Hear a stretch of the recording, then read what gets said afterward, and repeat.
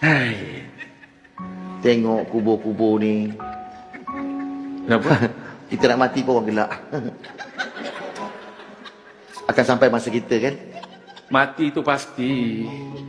Kita seronok-seronok. Sebenarnya kita ni hidup macam iklan. Ada iklan? Yelah macam iklan je. Macam mana?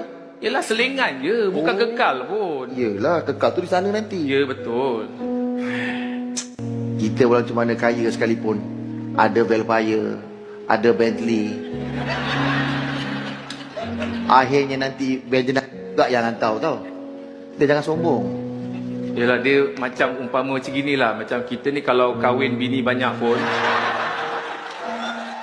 tapi nanti dekat kubur kita seorang juga, bini tak ikut.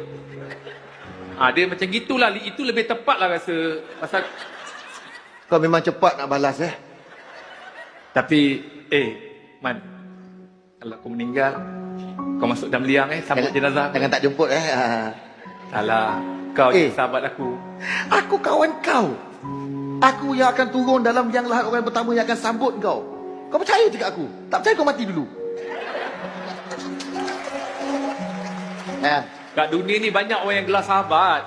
Tapi sahabat tu jugalah nanti yang kau tahulah kan, banyak benda dah terjadi.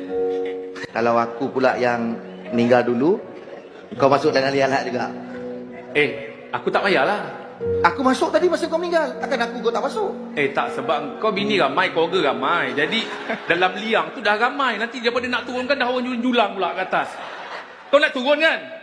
Yelah Kau nak turun. Jadi tak payah, kau keluarga ramai-ramai dah. Aku kawan je pun. Better li keluarga yang kat dalam tu. Kau mati aku naik balik lah. Ada aku je naik pula.